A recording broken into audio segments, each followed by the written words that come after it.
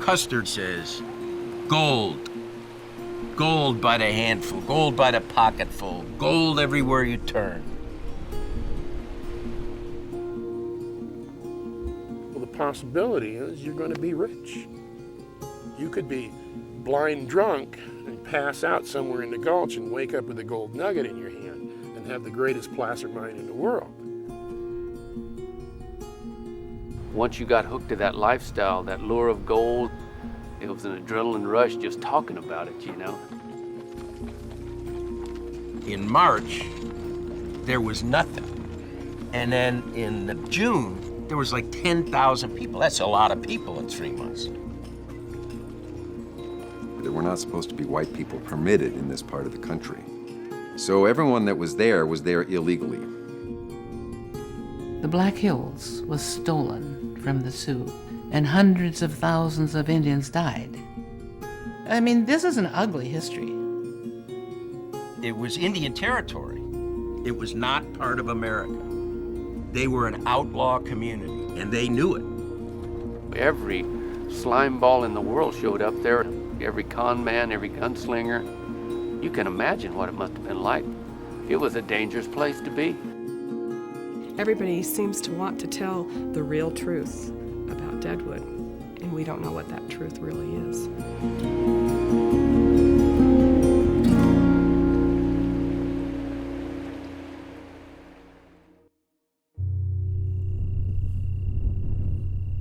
From a distance, the Black Hills were black because they had burned and burned and burned. They were also sacred to the Sioux and a number of other Native American groups. This is where they'd come to gather things. This is where they'd come and have their spiritual awakenings, as it were. All of our language, all of our religion, all of our mythology, all of our everything is in this place, in this land. We do the Sundance every summer. We don't do that in Cincinnati. We do it here. In 1868, a treaty was signed by the Sioux Nation with the U.S. government, and that treaty said no white man will enter this territory without the express okay of the tribes. In fact, the treaty guarantees if whites violate the treaty, the Army will come and remove the white settlers from the reservation. For centuries, there's been hints that there was gold in the hills. Father De Smet told the Native Americans that they should never, never tell the white man about the gold. In 1873, the nation went into an economic downturn. Many people thought gold would be the answer to solving our economic problems. So the idea was formulated to send a big expedition to the Black Hills, officially to find a location for a post, and it's believed unofficially to maybe look for gold. The Army assigned this task to George Armstrong Custer. Custer was one of a group of young generals in the Civil War, and he did well. He was a psychopath, which always gives you a leg up, you know, makes you more active and more imaginative in your strategies. He was here for the kick. He was here to make Custer look good. He wanted to prove to the world that he was the man. So Custer goes to the Senate. He says, there is gold in them our hills. Custer came in with 1,000 men, a lot of wagons, a lot of equipment, guns, and they marched through the hills like they owned them. Journalists, geologists, mining engineers, and miners, all looking and turning over every rock they had a chance to turn over. They finally did find gold down on French Creek. Once that news got out, through the journalists and everybody else, the rush was on. Immediately, people back home suffering from the economic downturn of 1873 said, I can go to the Black Hills and recover my losses. I can go to the Black Hills and find my share of the rocks. You had a lot of unprepared white civilians trying to get into the hills, and you had the army trying to turn them back because of the treaty.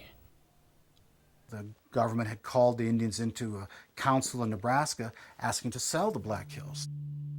No Lakota wanted to sell the Black Hills. The treaty negotiations broke down then. President Grant said to his army officers in confidentiality, well, a treaty's not going to happen. Let's just stop guarding the hills. I love our history here in the hills, don't get me wrong. I wouldn't change a damn thing, except I'm very disappointed that the United States government broke that treaty. I mean, it just doesn't make sense to me that they would do that, except for greed. When there's gold in X. It's like suddenly the continent tilts and all the shitbirds roll into the new gold strike. And every misfit who hasn't been able to obey the usual emotional attachments which come with civilized behavior, they go out there. And here now, if you're on Indian land, there's no laws at all. So now, every shitbird went to Deadwood.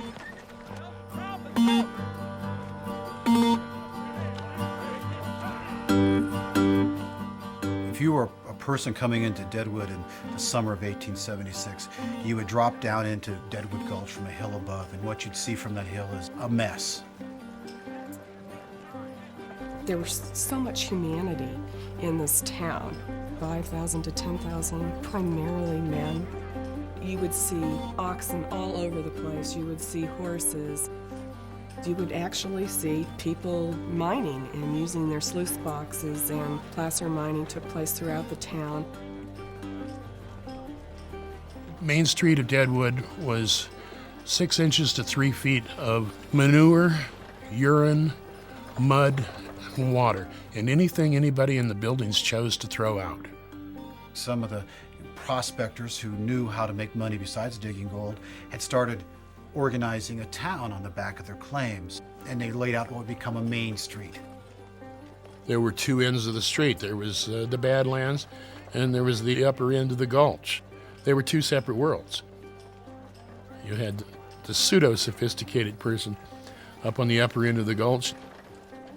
And down below, you had the miners who just plain didn't give a shit. They wanted to have a good time.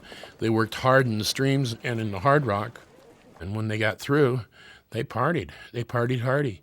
It's worse than a sailor hitting the beach. Oh, I worked all day. I'm gonna get fucked. I'm gonna get loaded. I'm gonna gamble. Disneyland.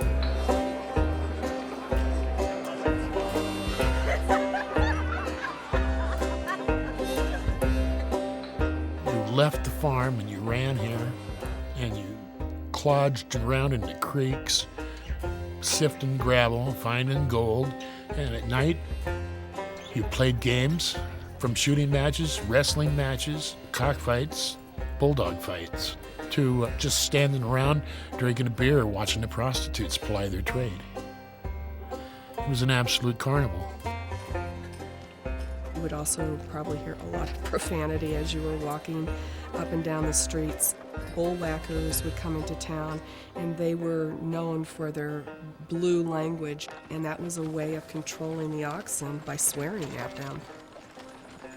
The guy who's receiving that freight isn't going to tell that bullwhacker he can't call his bull a son of a bitch. That's all there is to it. And they're going to do it. And they did it. And everybody did. This is a lawless town. This was in the middle of nowhere, and nobody was looking.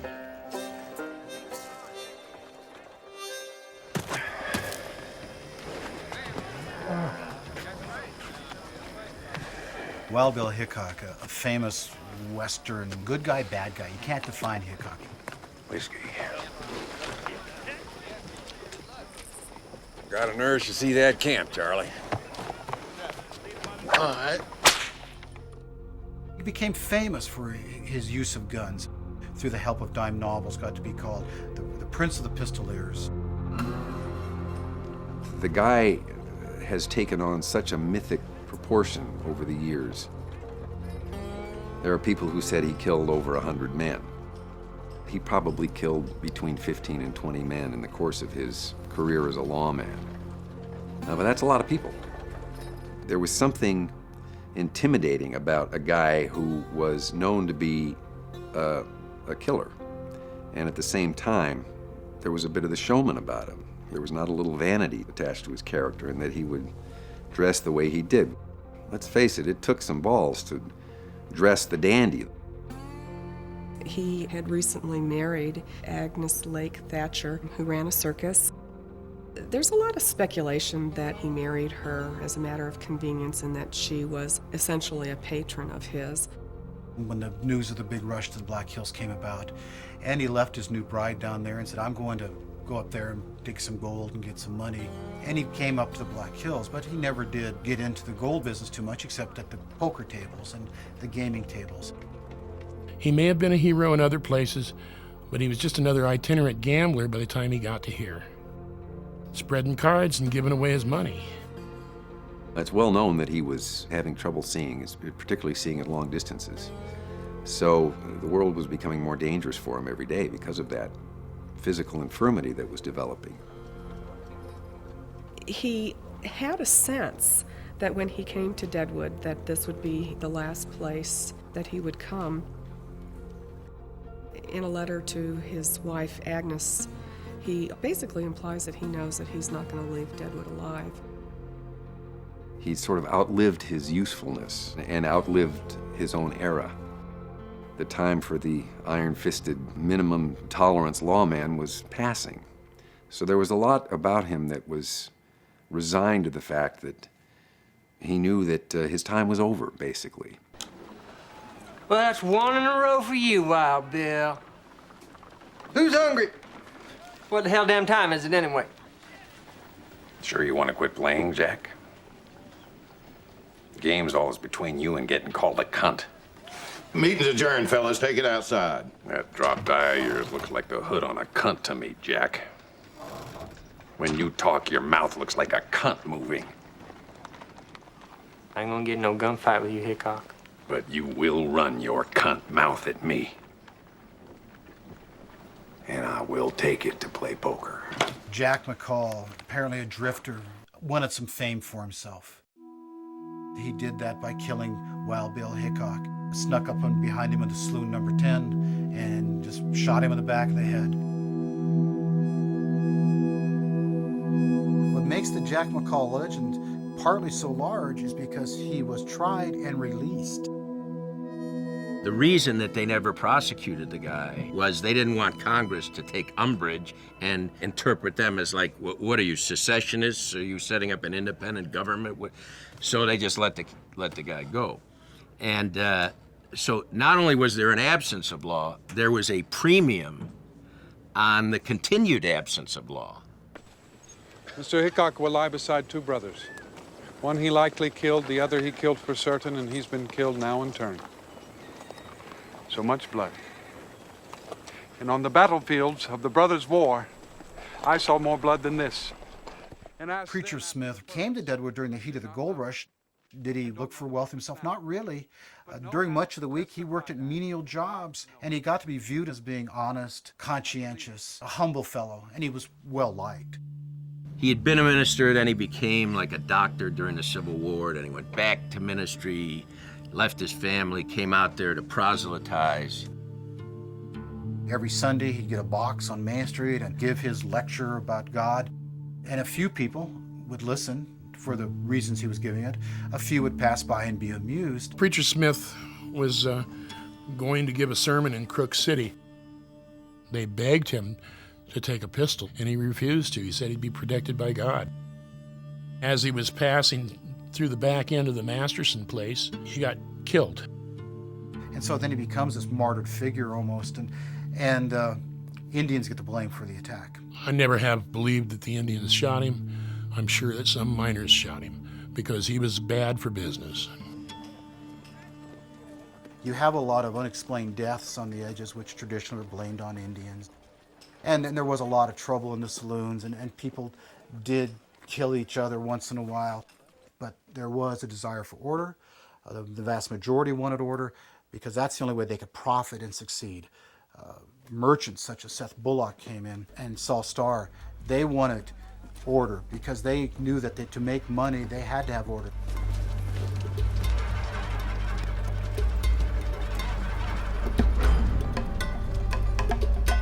Bullock's dad was a retired British Sergeant Major. He was, in the euphemistic expressions of the time, a stern disciplinarian, which meant he used to regularly beat Bullock's balls off. And Bullock first ran away, I think, when he was 13. And then when he was 16, he ran away again.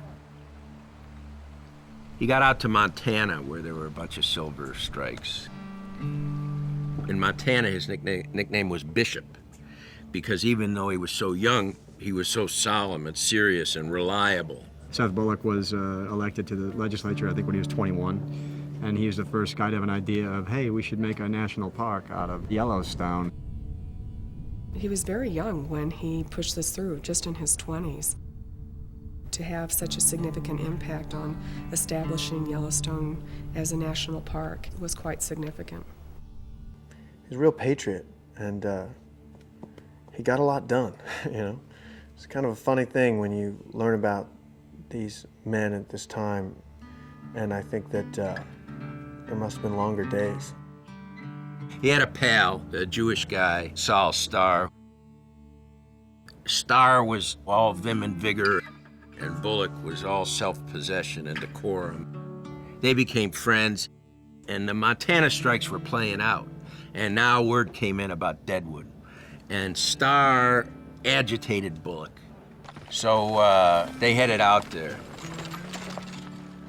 Bullock was one of these really bright entrepreneurs who believed you don't make money digging in the creek, you mine the miners.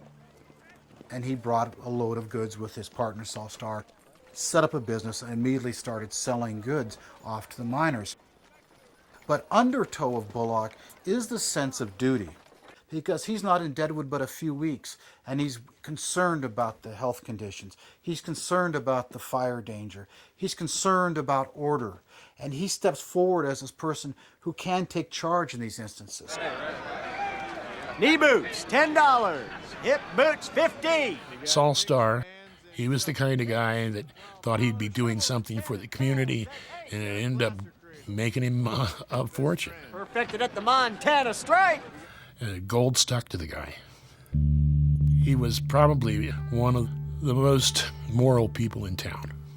It's funny, everybody who worked for Saul, every time he'd go on vacation, they'd start rumors that he was going off to get married. And Saul was a confirmed bachelor. I think Saul may have had a tad more humanity than Seth, and Seth had the push. When I need to be mean, I can. They balanced. They made it tick. Seth Bullock wanted law and order. Al Swearingen wanted a free town. He wanted a wide open spaces where he could do anything he wanted to do. So what do you want me to do? You want me to just stay out of camp until you deal with all this? Err on the side of caution. Is that a plan?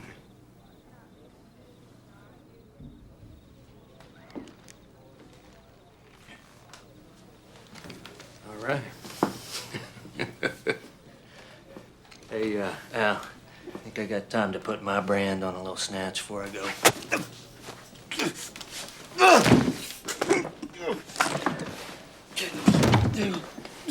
No loose ends now. Get up here. I don't think that Al Swearingen ran the city. I think he had a pretty firm grip on what was going on and how to make money. What they called a smart money, with wise guys, Swearingen. What the hell is he supposed to be standing out in a creek freezing his nuts off for? These idiots they're all working for him anyway. Al Swearingen, he opened the Gem Theater and started bringing in acts. He was a businessman from Iowa, and he was very interested in serving the needs of the miners. He was going to provide the booze and the games and the entertainment, both of the legitimate and not so legitimate variety. Several of the primary documents insist that the Gem was taking in $4,000 to $6,000 a night. That'd still be a pretty good take for a lot of carpet joints. He's a businessman who's built it all himself and protected himself. He's not afraid to get his hands dirty. We're talking about probably one of the meanest guys in the West. He thought that women were on this earth for Al to sell. And that was it. They were a product that Al could provide. He's a hard guy. Do you want me back at the hotel, or do you want to do something to me? Now, why would I want you to go back there? Or rely on anything you said transpired after you lied about her taking that dope? Huh? You want me back over there? And to tell you what they fucking decide? Or do you want to rip my fucking guts out? 95% of the women who came to this community were prostitutes. They were murdered, or they developed illnesses which killed them, or an awful lot of them committed suicide. These women had to be survivors, and they had to do whatever they could in order to secure their status and their living and the fact that they'd still be around. First of all, they'd been abused terribly. Their idea of themselves was grotesquely distorted. They were taught that they were essentially, receptacles for cum. That if they tried to have any independent identity, they were beaten. Now, who's going to live through that? It's only Wild Bill Hickok you got stalled here in the muck. As she lives in the history books, it's half bullshit and half real. There are people out to debunk the myth of Calamity Jane, and they were out to slam her. And then there are people out to uphold the myth of Calamity Jane, and they were out to sort of make her into this complete, unreal heroine. She loved to dress up like a soldier. And she dressed up like a soldier in 1875 to come up with the Newton-Jenny expedition. And it wasn't until they got up here they discovered there's this woman in this man's clothing. Now, Calamity Jane must have been a tough-looking son of a gun to be able to do that. She had attached herself to the Army, and they were tired of her. And so they convinced Charlie Utter to take Calamity with them. That's when Calamity Jane and Hickok began to know each other. When they arrived in Deadwood, Calamity Jane, ironically, went to the Gem Theater and became a dance hall girl. Even though she'd had a really rough life, drank a lot, swore a lot, she had her warm moments. She loved children, and she also did a lot with the miners during the various epidemics. The really good stuff she did was to do with caring for dying and sick people who other people sort of left behind. And all the shenanigans with gun-toting and all the rest of it. She did that, but I think her great achievements were in other areas, actually. Well, Calamity Jane died up here. I think she died of complications of pneumonia and alcoholism.